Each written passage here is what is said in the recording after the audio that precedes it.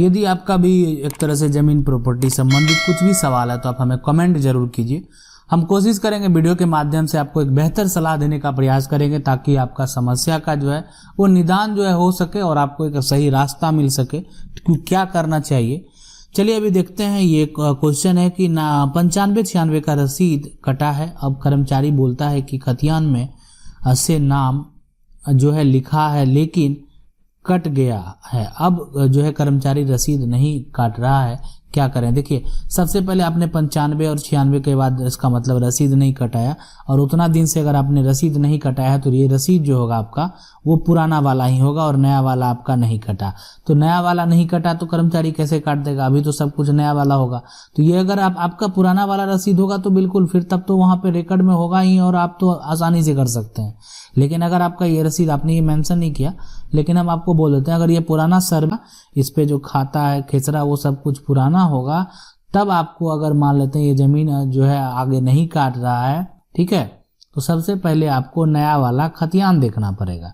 नया खतियान अगर आप ही के नाम पे है तब तो फिर ठीक है, तब इसके लिए आप सीओ को आवेदन कर सकते हैं कि आपका खतियान है और बहुत दिन से रसीद नहीं कटा है, ठीक है। और जिनका भी नाम खतियान में है उनके नाम से वो जमीन का रसीद फिलहाल कटेगा और उसके बाद आपस में जितने लोग आपस में बंटवारा करेंगे उनके नाम से जमीन का रसीद कटेगा, ठीक है। लेकिन अगर खतियान में आपका नाम नया वाला में नहीं आया तो फिर आपको सिविल कोर्ट जाना होगा और वहां पे जो है उस व्यक्ति पे जिसका नाम से वो सर्वे हो गया जमीन उस पे आपको टाइटल सूट टीएस फाइल करना पड़ेगा। मतलब ये प्रक्रिया वाली चीज हो जाएगी, ठीक है। मतलब खतियान का सुधार करना, यानी यहाँ पे जो है आपको एक तरह से ये फाइल करना पड़ेगा। तो ये अब पूरा प्रक्रिया है कि जो आपका जमीन का रसीद था अगर दूसरे के नाम से सर्वे हो गया तो ये पहले लेकिन आपको वेरीफाई करना होगा अपना नया खतियान, पहले लेकिन आपको वेरीफाई करना होगा अपना नया खतियान क्या उसमें नाम है या नहीं है। तो सबसे पहले सीओ को आवेदन करें, अगर सीओ नहीं करता है तब फिर ऊपरी अधिकारी जो है उनको आप आवेदन कर सकते हैं। आप एडीएम के पास भी इसके लिए जा सकते हैं। अगला सवाल देखते हैं। अगला सवाल ये पूछ रहे हैं कि खतियान जो है इनका ये यहाँ पे दुख हरण और पिंकू के नाम से जिनके नाम से खतियान है, और सर उसके बाद एक आदमी वो जो है वो यहाँ पे राना है ना नावेद है और थैंक यू कि उनको जो बेटी में के संपत्ति है। और जो ये पूछ रहे हैं कि नैर इनका थोड़ा सा क्वेश्चन स्पष्ट तरीके से नहीं, आप एक बार स्पष्ट तरीके से कर दें ताकि हम जो है जवाब दे सकें। अगला सवाल देखते हैं। ये पूछ रहे हैं कि सर जमीन दादा के जो है यहाँ पे टीम से बंटवारा नहीं था ना, तीनों में बंटवारा नहीं, जिसमें कि खाता जो है यहाँ पे और ये है इनका खाता नंबर है ना चाचा के नाम से है, और जिसमें एक हिस्सा मेरे पापा और एक हिस्सा चाचा है। उसमें मेरा चाचा की लड़की जो है जमीन बेच दिया है और जो है खाता है ना है कि जमीन तुम्हारा पापा बेच चुका है, सर बताइए कि क्या करूं।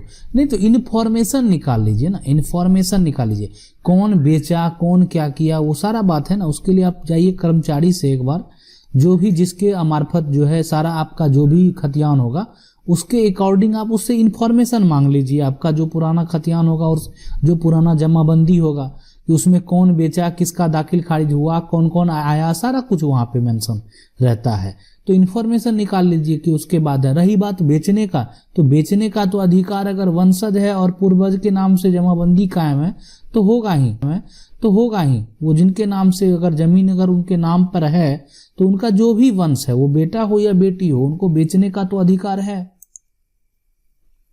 ये पूछ रहे हैं सर मैं एक जो है इकलौती लड़की हूं और मेरे माँ बाप की जमीन मेरे नाम पर कैसे आएगी।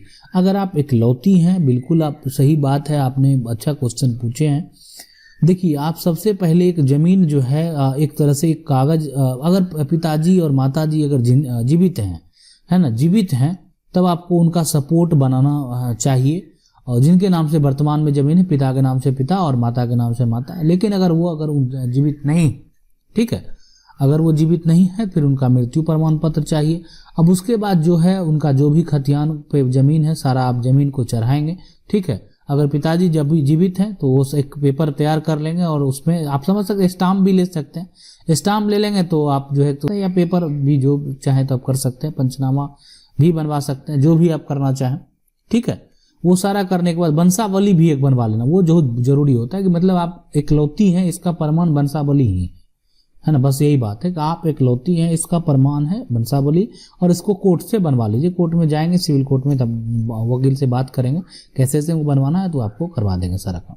तो ये जो है बनवाने के बाद अगर पूरा आपका पूरा तैयार हो जाता है ना, तो इसको आप ऑनलाइन कर दीजिएगा। ऑनलाइन करने के बाद आपका वो दाखिल खारिज हो जाएगा, मतलब पिता का नाम हट करके आपका नाम आ जाएगा। यही प्रक्रिया होता है दाखिल खारिज का, तो ये यहाँ पे प्रक्रिया आ जाएगा, ठीक है। चलिए अगला सवाल देखते हैं। ये पूछ रहे हैं सर मेरे पिता ने 1993 में जमीन खरीदा था, है ना, और अपने पिताजी जमीन जो है बेचा था। भाई में बंटवारा 2002 में हुआ। अब उसका भाई मेरे जमीन पर के द्वारा कागज, है ना, जमीन पर कागज करता है, क्या निदान है। देखिए अभी एक भाई में जमीन जो भी है बेचा, जो भी किया, जमीन खरीदा था, है ना, तो उस केस में जो बंटवारा का कागज अगर आपका सही तरीके, एक होता है मौखिक बंटवारा, मौखिक आप अपने से बांट लिए खाली, तो उसका कोई मतलब नहीं होता है कानून में, है ना। कानून में नियम है ना, बंटवारा करने का नियम आज से नहीं, बहुत पहले से है। सरकार के द्वारा भी नियम आता है, कोर्ट के द्वारा भी नियम आता है। आप उसको फॉलो नहीं करते हैं तो आपकी गलती है। तो आप अगर मौखिक कर लेते हैं, साइन कर दिए, तो उसका मतलब थोड़ा मोर आप समझ सकते हैं, बहुत बड़ा विवाद होता है तो उसको एक मान्यता 1% दिया जा सकता है कहीं पे, लेकिन अगर कोई मानने से उसको इनकार करता है तो वो भी कोई बड़ी बात नहीं है, ठीक है। तो अगर आपका जो है बंटवारा मौखिक है तब तो कोई तरह का मतलब जो है निदान नहीं होगा, लेकिन अगर आपका एक तरह से लिखित होगा तो हर तरीके से बेहतर तरीके से बंटवारा होगा तो फिर कोई तरह का दिक्कत नहीं होगा, ठीक, बड़ा होगा तो फिर कोई तरह का दिक्कत नहीं होगा, ठीक है। अगला ये पूछ रहे हैं यहाँ पे, खतियान की जमीन ट्रांसफर करा सकते हैं? बिल्कुल करा सकते हैं, 100%, और होता ही है ना। खतियान का जमीन, खतियान फिर जो है नया बनता है तभी जब सर्वे होता है, लेकिन खतियान जिनके नाम से है तो उसके नाम से जमीन का जमाबंदी जिसके नाम से कायम हो जाएगा, जिस वंशज के नाम से, उसी का वो उस पर राइट होता है। इस बात को आप समझ लीजिए, तो वही उसका राइट हो जाता है। तो ये आप करवा लेंगे, जिनके नाम का खतियान है, एक तरह से कागज तैयार करवा के उसको जमीन को ऑनलाइन कर लेंगे, तो जिनके नाम से आपको बनवाना है, ठीक है, वो हो जाएगा। और सारा कुछ जो है, अगर आपका एक तरह से उसमें बहुत सारे वंशज है जिनके नाम से खतियान है, तो फिर आपको वो एक बंटवारा का पेपर तैयार करना पड़ेगा, तभी ट्रांसफर होगा, ऐसे नहीं होगा, ठीक है। अगला सवाल है, ये पूछ रहे हैं सर दादा के नाम का जमीन पापा ने बिना बंटवारा के बेच दिया, है ना। केवाला में अपने हक साल बाद बंटवारा हुआ, जमीन बिका हुआ जमीन का आधा हिस्सा दूसरे भाई के हिस्से में आएगा। अब क्या करें? नहीं, दूसरे भाई के हिस्से में क्यों आएगा, क्या करें, है ना। खरीदार अपना जमीन पूरा मांग रहा है ना, क्या करें। खरीदार अगर पूरा बेच दिया गया ना, सबसे पहली बात है कि अगर जमीन को पूरा तरीके से बेच दिया गया है ना, और 10 साल पहले वो दाखिल खारिज करवा लिया, ये सब है, और आपका वो पूरा रजिस्ट्री है, दाखिल खारिज है, फिर कानूनन फिलहाल उनका हक है ना। पहले तो आपको उसको तोड़ना पड़ेगा, उस चीज़ों को तोड़ना पड़ेगा, तो कि बिना 2 भाई है, अगर मान लेते हैं एक ये प्लॉट है, दोनों का आधा आधा हिस्सा है, अब एक भाई जाके इसको पूरा लिख देगा, वो तो रजिस्ट्री हो जाएगा, बिल्कुल हो जाएगा, ठीक है। आप चाहेंगे अब दाखिल खारिज के समय रोकना, तो वो भी आप रोक सकते हैं, ठीक है, रोक लगा सकते हैं, दाखिल खारिज नहीं होगा। लेकिन दाखिल खारिज भी अगर करा लिया, दाखिल खारिज भी हो गया, इस पर कोई ऑब्जेक्शन नहीं लगा, तो फिर तो पूरी जमीन उसका उस समय चला गया, आप समझ सकते हैं। फिर इसको आपको तोड़ना पड़ेगा, उसके लिए आपको काम करना पड़ेगा। वही एक प्रक्रिया है जहां से आप इसको तोड़ सकते हैं और फिर अपना हिस्सा इससे ले सकते हैं। अगला सवाल है, ये पूछ रहे हैं सर मेरा जो है जमीन में मेरे पास केवाला भी है, फिर सर कोई दूसरा आदमी जबरदस्ती पैसे के बल पर दखल किया है 10 दिन से, और क्या करें प्लीज सर। उसके साथ जो है थाना मिला हुआ है, अगर उसके साथ थाना मिला हुआ है, देखिए SDO कोर्ट में पहले रिपोर्ट कर दीजिए। दूसरा है, उसके बाद उसके उन थाना के ऊपर जितने भी उच्च अधिकारी होते हैं, जैसे DSP हो गया, ठीक है, SP को भी आप सूचित कर सकते हैं, और यहाँ पे और जो है SDM को भी इस बात का सूचित कर सकते हैं। तो ये सब जो है ना प्रक्रिया आपको करना पड़ेगा, ठीक है। तो ये अगर ऐसा कुछ यहाँ पे प्रक्रिया होता है तो ठीक है, तो ये आपको करना पड़ेगा। अगर यहाँ से भी निर्णय नहीं होता है तो सब बेस्ट विकल्प होता है वो है सिविल कोर्ट, आप वहाँ चले जाएंगे तो। अगला सवाल है, ये पूछ रहे चौहद्दी गलत हो गया है तो क्या रजिस्ट्री खत्म हो जाती है? मतलब चौहद्दी में देखिए जमीन का प्लॉट जो होता है, ये चीज स्पष्ट आज रूप से आप समझिए। जैसे जमीन ये पूरा है ना, जमीन ये पूरा है। अब इस जमीन का मान लेते हैं प्लॉट नंबर 111 है, ठीक है। और ये जमीन जो जितना आप लिखाए हैं तो पूरा 11 लिखाए हैं। अब इस केस में चौहद्दी गलत हो गया, लेकिन प्लॉट 11 है ना। और इस बात को आप डीसीएलआर के पास जाएंगे और खाता खेसरा नंबर ये सब कुछ सही रहेगा, तो फिर आप जो है थोड़ा मोड़ा चौहद्दी, अगर एक पोजीशन भी तो सही रहेगा, दो ये पोजीशन भी तो सही रहेगा। अब पूरे चारों पोजीशन गलत हो जाना ये तो बहुत इत्तेफाक की बात है फिर, तब तो ये भी कोई कह सकता है कि प्लॉट नंबर ही गलत है ना। तो इस केस में ये भी यहाँ पे एक डिफॉल्टर होता है। दूसरा कि अगर आप इसका पोजीशन थोड़ा सा लिए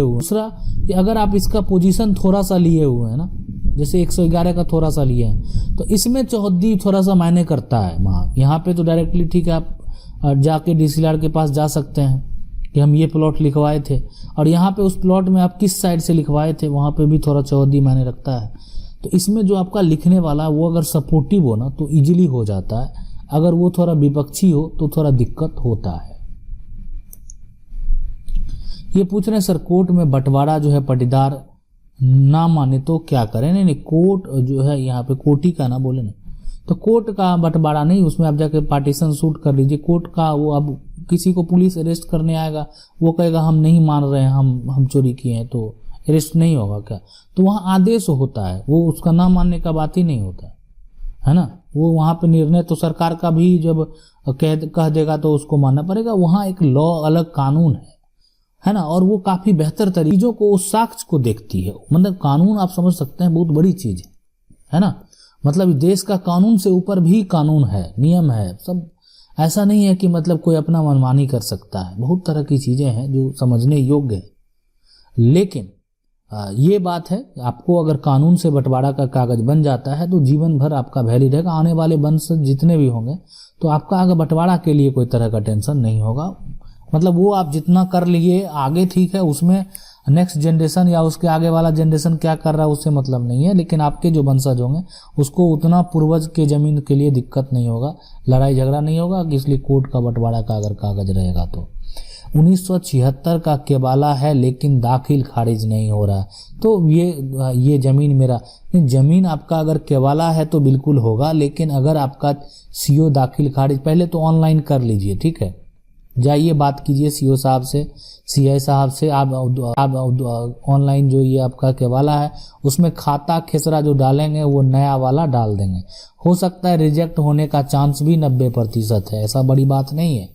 लेकिन सीओ साहब को इसके लिए आवेदन देख सकते हैं, मेरा पुराना से है ये वगैरह वगैरह जो भी है वो ये एक होता है, ठीक है। दूसरा अगर नहीं होगा फिर आपको कोर्ट ही जाना पड़ेगा, और इसके लिए सिविल कोर्ट से आपको ये आदेश लाना पड़ेगा, ठीक है। कोर्ट के आदेश के बाद जो है आप इसको कर सकते हैं ना। तो इसके लिए और अगर है शॉर्ट टर्म में अगर आप ट्राई करना चाहते हैं तो आप डीसीएलआर में भी जा सकते हैं। एक्चुअल में ये पुराना वाला है, और पुराना वाला का उतना यहाँ पे वैल्यूएशन जो है सिर्फ कोर्ट में ही दिया जाता है, ठीक है। अगला ये पूछ रहे हैं कि सर हमारे जमीन खरीदी पर उसका प्लॉट नंबर गलत था, फिर उसको सुधार करने दिए, मगर कर्मचारी मोटेशन और रसीद नहीं काट रहा है। बोलता है कि किसी के नाम से कट रहा है, पर उस पर कब्जा मेरा है, ठीक है। 32 साल से कैसे काटेगा रसीद मोटेशन? बताइए, जिससे जमीन आपने खरीदा, ठीक है, उसका अगर सपोर्ट होगा तो सुधार हो जाएगा। तो कोशिश कीजिए उनसे सपोर्ट ये चीज करने का, ठीक है। वो जिस एरिया के हैं उनका ग्राम पंचायत से भी थोड़ा संपर्क कीजिए ताकि वो उस बात का सपोर्ट करे। उससे वो इनकार करेंगे तो आप जो है यहाँ पे सबसे पहले कर्मचारी के पास ना जाके आप डीसीएलआर को, भूमि सुधार विभाग होता है अनुमंडल कार्यालय में जहाँ एसडीओ साहब बैठते हैं, वहाँ पे देखिएगा डीसीएलआर भी आपको मिलेगा। तो वहाँ जाके उसके लिए आप आवेदन कीजिए और उस सारा प्रक्रिया मेंशन कीजिए, और जिससे आप जमीन लिए हैं उस पर नोटिस कीजिए। वो अपना पक्ष देगा, है ना, कि अगर वो जो जमीन आपने जो भी खरीदा तो उसका कुछ भी तो पोजीशन होगा ना, तो वो उसके द्वारा अपना स्टेटमेंट देगा कि उसका कहाँ पे पोजीशन है। तो अगर वो नहीं सपोर्ट करता है, सपोर्ट करेगा तो इजीली हो जाएगा, ठीक है। आप इसके लिए फिर तब सीओ साहब के पास आवेदन कर सकते हैं, या डीसीएलआर के भी सपोर्ट कर देगा तो इजीली हो जाएगा। लेकिन वो डिपेंड करता है उसी के ऊपर जिससे आप जमीन लिए हैं। ऑनलाइन मोटेशन करने पर जमाबंदी नंबर नहीं मिले तो क्या करें सर? ऑनलाइन मोटेशन होने पर अगर जमाबंदी नंबर नहीं मिलता है तो कर्मचारी के पास चले जाइए, और जो आप ऑनलाइन मोटेशन कराए हैं तो भाग पृष्ठ संख्या मिला होगा, और उनको बोलिए कि हमको इस पे जमाबंदी नंबर अब चढ़ा दीजिए, तो वो आप वहाँ पर मेंशन हो जाएगा, वहीं से आपको जमाबंदी नंबर, जमाबंदी संख्या मिल जाएगा। अगर आपका ज़मीन का दाखिल खारिज हो गया है, ज़मीन का रसीद कट गया है, तो कोई तरह का दिक्कत यहाँ पे नहीं है, लेकिन इसके लिए आपको कर्मचारी से मिलना चाहिए। ये पूछ रहे हैं सर मेरा ज़मीन 2010 में लिया था और अभी जो है वहाँ पे इसमें अगर बात करें तो 2010 में इन्होंने लिया और अभी मेरे ज़मीन ऑनर के भाई ने ऑनर पे जो है केस कर दिया, ठीक है, टाइटल सूट जो है, और मेरा डीड पर जो है वो रास्ता है और उसी प्लॉट पे वो एक तरह से जो है लिखा है, जिसके वजह से मुझे रास्ता नहीं दे रहा है, तो मैं क्या करूं? नहीं, रास्ता तो आपको मिलेगा ही, ठीक है, रास्ता मिलेगा, बिल्कुल है, रास्ता में तो दिक्कत नहीं होने वाला है आपको। रास्ता अगर नहीं है तो रास्ता के लिए आप जो है सीओ और एसडीओ सबके पास आवेदन कर सकते हैं। इसके लिए हमको रास्ता के लिए दिक्कत कर रहा है, रास्ता तो देना ही है। किसी भी प्लॉट का नियम था, अगर ये तो मान लेते हैं ठीक है, अगर विलेज की प्रॉपर्टी है, गाँव की प्रॉपर्टी है तो ठीक है, वहाँ पे एक अलग तरीके से ये है, लेकिन अगर मान लेते शहर की प्रॉपर्टी है, वहाँ तो नक्शा भी पास न करें, वो गलत तरीके से आप बनाए तो फिर वो भी दिक्कत वाली बात है, ठीक है। तो इसलिए रास्ता में तो ये नहीं होता, रास्ता 3 फीट आपको दिया ही जाएगा। दूसरे पक्ष भी अगर उनमें घर अगर यहाँ पे घर रहता है और इधर इनका घर है तो उसको भी 3 फीट वो छोड़ के कम से कम, मिनिमम है ये ना, मिनिमम है, इतना रहना ही पड़ता, इतना रखना ही पड़ता, नहीं किए तो फिर आप गलत तरीके से किए, ठीक है। तो इसके लिए आप जो है एक तरह से अधिकारी से मिल सकते हैं अगर आपको रास्ता में कोई तरह का दिक्कत होता है। रही बात जमीन पे टाइटल सूट की, तो टाइटल सूट जो है उसमें तो फिर आपको दिक्कत हो सकता है, टाइटल सूट जब तक चलेगा, अगर उसी प्लॉट पे है उस पर कुछ ना कुछ इशू है, कुछ ना कुछ दिक्कत है, तो उसका समस्या जो थोड़ा झेलना पड़ सकता है। ये पूछ रहे हैं सर गैरमजरूआ मलिक खतियान है, उसमें काफ़ी जो है खेसरा है कफियत में, मेरे पूर्वज के नाम से 1905 का खतियान है, लेकिन उसमें से एक ही जो है खेसरा खतियान लेने पर देता है, पूछने पर बताता नहीं है, ठीक है। नहीं तो ये तो वहाँ पे अगर वो जो है एक तरह से डिपेंड करता है, वो चीज़ आप जो है पूरा चाहे तो निकलवा सकते हैं, हो सकता है वो नहीं निकाल के देना चाहता होगा, ठीक है। कोई कांटेक्ट के लोग हैं तो आप उनसे संपर्क कर सकते हैं ताकि वो जो है पूरा आपको निकल जाए। ये सब थोड़ी परेशानी, अगर ज़मीन ऑनलाइन नहीं किया गया, इसलिए पुराना वाला भी अगर ऑनलाइन कर देता तो इतना तरह का समस्या उत्पन्न नहीं होता। ये पूछ रहे हैं जैसे कि एक तरह से निबंधन कार्यालय के वेबसाइट जो है वो एक तरह से यहाँ नहीं आ रहा है, मोबाइल मुश्किल है ना, यहाँ पे है ना, मुश्किल लिए क्या करें? मगर मोबाइल पे निबंधन का वेबसाइट तो आता है, ऐसा नहीं हो सकता, कुछ ना कुछ दिक्कत होता होगा उसका, अगर ऐसा डिपेंड करता है ना। आपने क्वेश्चन थोड़ा स्पष्ट तरीके से अगर पूछें तो हम और बेहतर तरीके से आपको बता पाएंगे। ये पूछ रहे हैं कि बकास जमीन क्या होता है, जरूर बताएं, और एक तरह से पहले भी आपसे पूछा था। ये जमींदारी उन्मूलन के पहली वाली ज़मीन है, और यानी उसमें एक तरह से आप समझ सकते हैं एक तरह का सरकारी ज़मीन ही होता है। इस तरह का ज़मीन को आप खरीद बिक्री नहीं कर सकते हैं, ज़मीन आप अपने पास रख सकते हैं आप सब, लेकिन एक तरह से अगर आपके दखल में है तो, लेकिन वो एक तरह से सरकारी ज़मीन ही माना जाता है, तो आप इसको इस तरह का ज़मीन नहीं लेना चाहिए।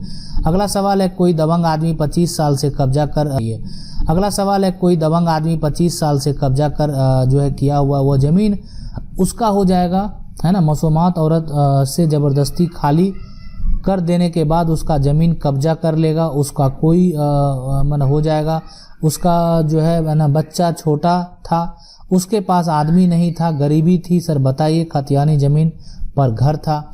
देखिए, कोई भी आदमी अगर ज़मीन कब्जा कर लेता है तो उसका बिल्कुल नहीं होगा, ये कौन कहता है? कोई नियम कानून नहीं है, और ऐसा समस्या है तो आसानी से सिविल कोर्ट जाइए, अगर अधिकारी के द्वारा निर्णय अच्छे से नहीं हो पाया है।